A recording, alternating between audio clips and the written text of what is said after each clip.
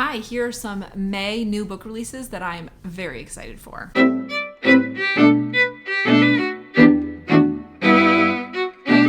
So instead of doing my traditional TBR video this month, I decided to do this instead, mainly because my birthday is next week and I have big Taurus energy.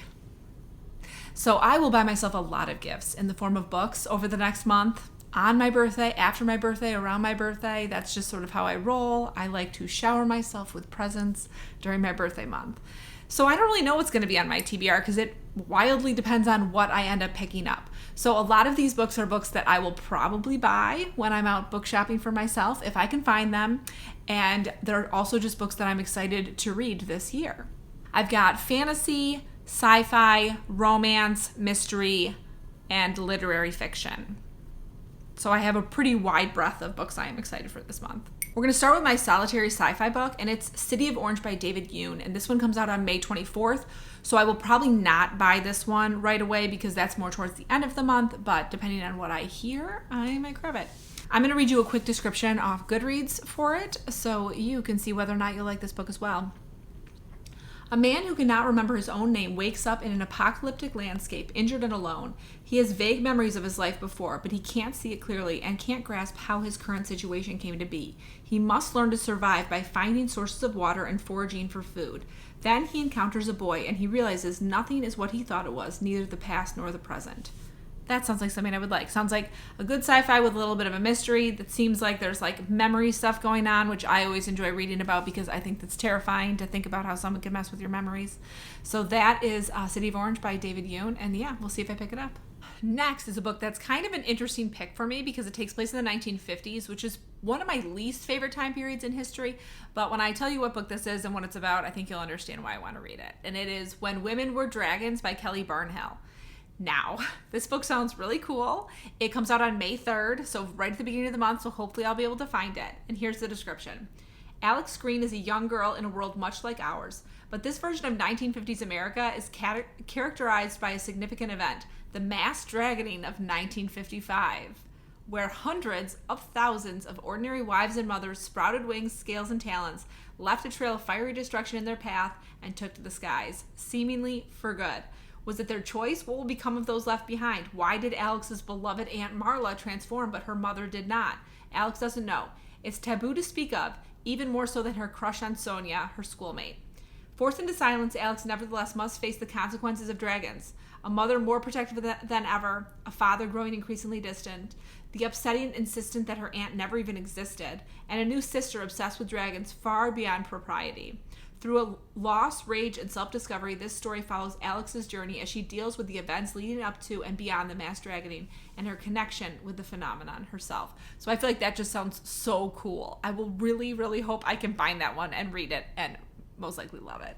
Next up is a book by an author that I already really like and have been waiting for, and it's Elektra by Jennifer Saint. Jennifer Saint wrote Ariadne, which I really enjoyed. That's a retelling of Greek mythology, and so is this. Elektra is kind of like the other half of of Oedipus. And I know I read Elektra when I was a senior in high school. I don't remember it that well, but it's a play by Euripides, Herodotus. I don't remember who wrote it. It's a play by a famous Greek Hesiod. I don't know, by a famous Greek playwright. But I'm really looking forward to this retelling, and here's the description. The house of Atreus is cursed, a bloodline tainted by a generational cycle of violence and vengeance. This is the story of three women, their fates inextricably tied to the curse and the fickle nature of men and gods. Clytemnestra, the sister of Helen, the wife of Agamemnon, her hopes of averting the curse are dashed when her sister is taken to Troy by the feckless Paris. Her husband raised a great army against them and determined to win, whatever the cost. Cassandra, I love Cassandra. Princess of Troy and cursed by Apollo to see the future, but never to be believed when she speaks of it. She is powerless in her knowledge that the city will fall. Elektra. The youngest daughter of Clytemnestra and Agamemnon, Elektra is horrified by the bloodletting of her kin. But can she escape the curse, or is it her own destiny also to be bound by violence?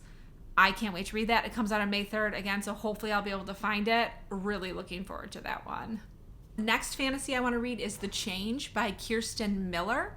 And here's the description of that one. In the Long Island oceanfront community of Matuk, 3 different women discover that midlife changes bring a whole new type of empowerment. After Nesta James's husband dies and her twin daughters leave for college, she's left all alone in a trim white house not far from the ocean. In the quiet of her late 40s, the former nurse begins to hear voices. It doesn't take long for Nesta to realize that the voices calling out to her belong to the dead, a gift she's inherited from her grandmother, which comes with special responsibilities. Now, this description is really long because it goes into several other women, so I'm just going to stop it there. But that sounds like something I would love, like Middle-Aged Witches. Sounds really cool. Also comes out May 3rd, so hopefully I'll be able to find it. It's the description also says it's similar to The Witches of Eastwick, which I really like that story. And yeah, sounds like a lot of fun, right? So next, let's move to romance. And my next one on my list is The Bride Goes Rogue by Joanna Shupe. Full honesty here, I pre-ordered this book months ago. So I love this series by Joanna Shupe. The first one is The Heiress Hunt. The second one is The Lady Gets Lucky. And The Lady Gets Lucky was probably my favorite romance I read in 2021. It was fantastic. So I'm very, very excited to read this one. And I think it's the last book in the series because I'm pretty sure this is a trilogy. It might surprise us to be a quartet because romance novels sometimes do that. But let me tell you what this one's going to be about. The charismatic and vivacious Catherine Delafield should be married by now. Her father arranged an engagement to the much sought-after tycoon Preston Clark ages ago. The only problem is Preston refuses to acknowledge it. But this isn't going to stop Catherine from living life to the fullest as she ditches all silly notions of love and marriage and sets out to sample all the excitement New York City has to offer. The more scandalous, the better, because no matter what happens, she and Preston will never marry. After a tormented childhood, Preston is done letting his father control his life, including choosing his bride. But when a mysterious lover at a masquerade turns out to be his would-be fiancé, Preston's resolve begins to crumble. He hadn't expected Catherine to be so charming or beautiful or passionate, and seeing her out on the town with other men is driving him crazy. What happens when the wrong bride turns out to be the right woman after all? So this series takes place in the Gilded Age, which is like the early 1900s, late 1800s, early 1900s in America. It's like the fancy time for America. It's the Regency of America. And we've met Catherine and Preston before. So we meet all the heroines in the first book at this like party, and then the heroes are all really good friends. So we followed Preston for the last couple books, and I'm really looking forward to this. Joanna Shupe writes such great love stories, and she also writes really good like damaged heroes, so I'm very much looking forward to Preston. And that one comes out at the end of the month on May 24th, but I will definitely read this the second it appears on my Kindle because I did buy an ebook version. So the next book is billed as a love story, which I always think that means it's probably very romantic but doesn't have a happily ever after.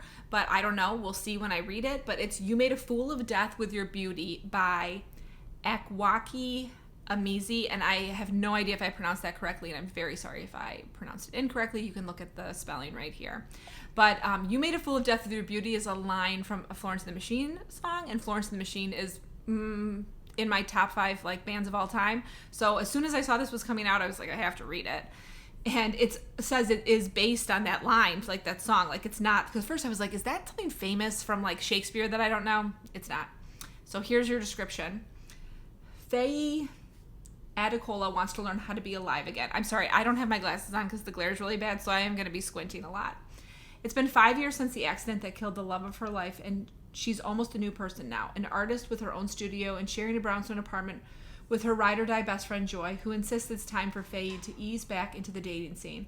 Faye isn't ready for anything serious, but a steamy encounter at a rooftop party cascades into a whirlwind summer she could have never imagined. A luxury trip to a tropical island, decadent meals in the glamorous home of a celebrity chef, and a major curator who wants to launch her art career. She's even started dating the perfect guy, but their new relationship might be sabotaged before it has a chance by the dangerous thrill Faye feels every time she locks eyes with the one person in the house that is most definitely off limits. This new life she asked for just got a lot more complicated, and Faye must begin her search for real answers.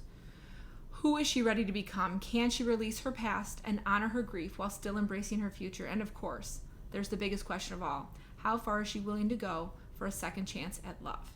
So that does sound like it's going to have a happily ever after. It also sounds like it's going to have a love triangle, which isn't usually my favorite trope, but I'm still going to give this book a try simply because the title's fantastic and it sounds pretty good. That book's coming out May 24th at the end of the month, so I don't know if I'll be able to find it in the month of May, but definitely this summer. Okay, so next I have a mystery, and it's The Murder of Mr. Wickham by Claudia Gray. This looks like kind of a fun, silly mystery with all Jane Austen's characters, and I really like Jane Austen, so I thought it might be fun to pick up if I can find it. It comes out on May 3rd, and here's the description. The happily married Mr. Knightley and Emma are throwing a house party, bringing together distant relatives and new acquaintances. Characters by beloved Jane Austen fans. Characters beloved by Jane Austen fans. Definitely not invited is Mr. Wickham, whose latest financial scheme has netted him an even broader array of enemies. As tempers flare and secrets are revealed, it's clear that everyone would be happier if Mr. Wickham got his comeuppance. Yet they're all shocked when Wickham turns up murdered, except, of course, for the killer hidden in their midst. Nearly everyone at the house party is a suspect, so it falls to the party's two youngest guests to solve the mystery.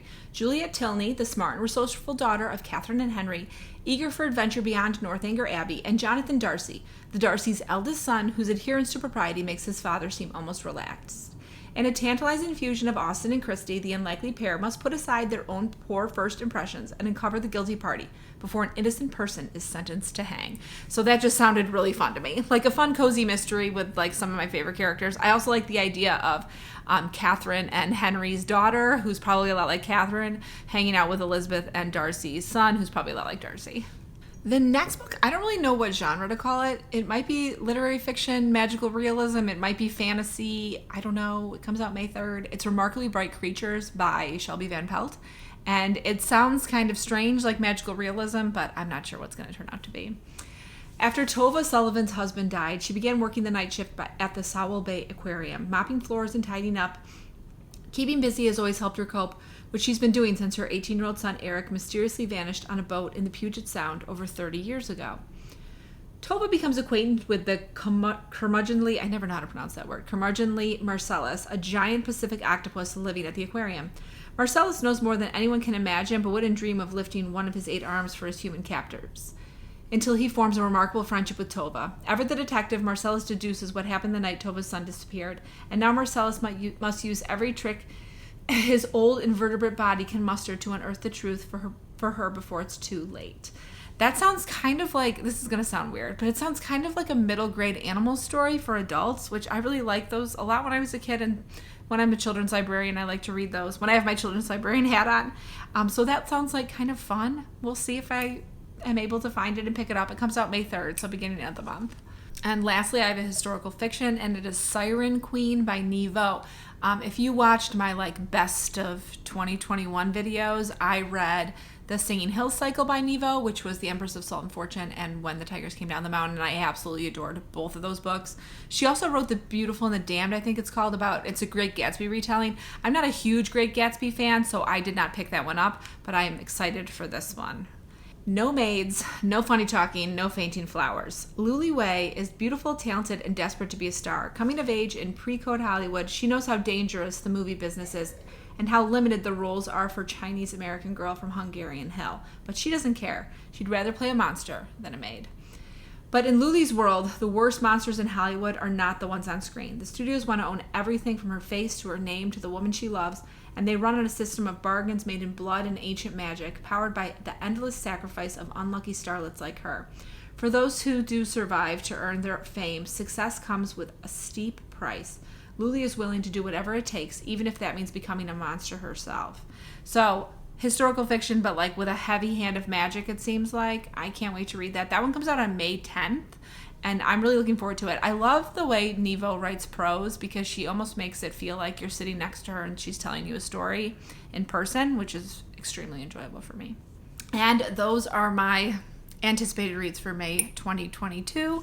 I can't wait. I hope there wasn't too much coughing in the background for my sick children. And I look forward to showing you my birthday book haul, which will probably have way too many books on it. And then I'm going to have to do a no-buy June, July, and August. I hope you are in the middle of a good book, about to start reading a good book, or about to start writing a great book. See you soon.